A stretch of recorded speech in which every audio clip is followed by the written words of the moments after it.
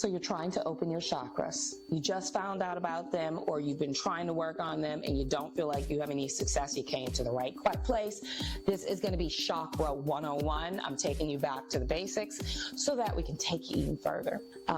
This is CanDace. I am the founder and formulator of Louloudi Skincare, where we do topical skincare, herbal remedies, and self-discovery. Knowing about the chakras, learning how to open your chakras is the key way to start raising your frequency in your energy body so that you can live your true dharma, right? And feel more grounded, opened, aligned, and start seeing the things you want to see and having the experiences that you want to have. The best thing to tell you here, though, is that if you have started doing this work and you really don't know how you're feeling, or if you feel like you're getting anywhere, I'm here to help you. Okay.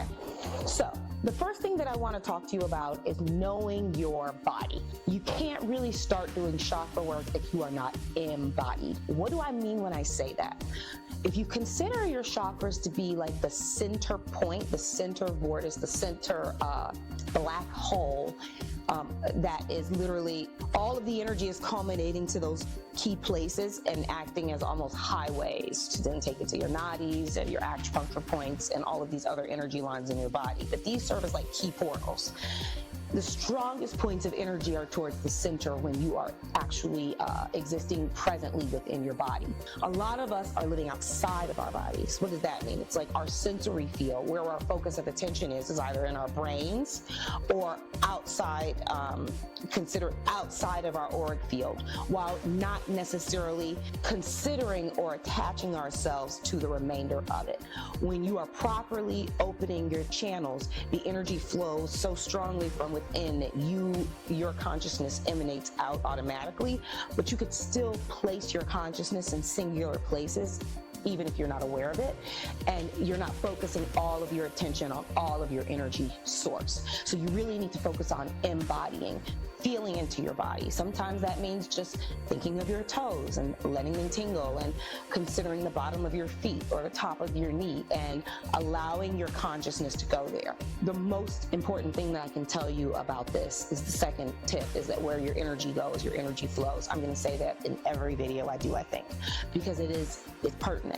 You might feel disappointed thinking you don't feel some idea or some false belief that you thought you were going to feel, and be missing out on the entire experience because you don't recognize that the moment you put your attention there, the energy is there automatically. Keeping your attention there is where you need to focus, okay? So once you are able to be more in your body comfortably, and that means drawing your energy closer to you, you have to decide which chakra to start with. And the best way to do that is to find a practice where you can focus on every single one of them. So you start at the root. I like to start at the feet, actually, because to me that's going to be the easiest chakra. It connects you to the earth. It is, to me, a different chakra than the root chakra, but a connection.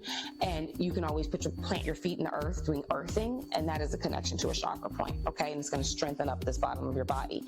But then root chakra, I find, is probably one of the hardest, especially for women, to start with.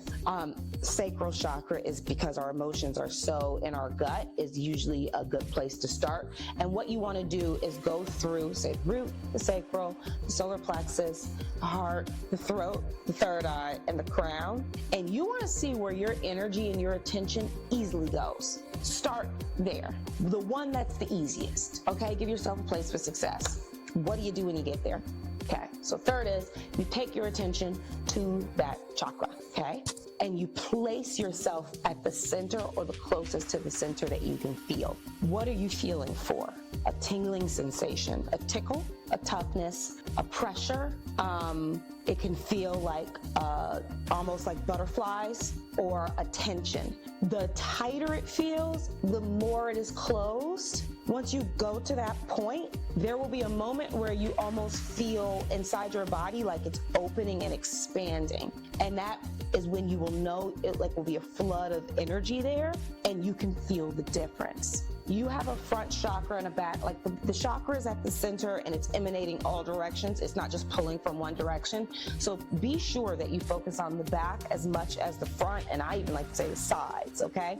So if you put your energy in the center and you think of it as light, you can grow the light out, and this is a really good way to try to get in front of or in charge of or in alignment with that chakra. Once you're there in a meditative state and closed mind or just a set of stillness, you can start communicating with that chakra.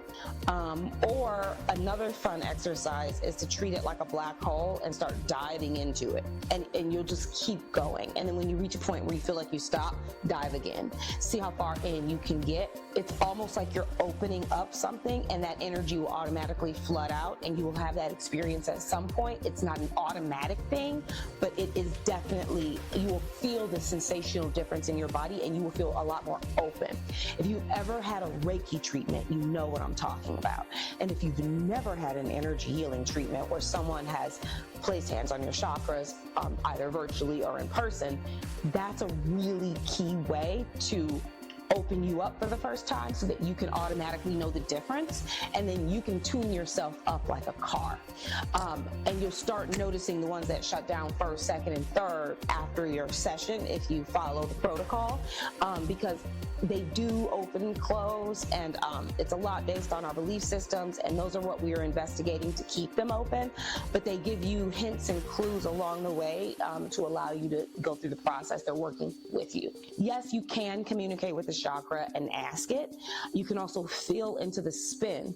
A right full open spin is what we're looking for. A left spin could be pulling in information instead of taking it out. It could be meaning that it's closed. It doesn't really close. You'd be dead.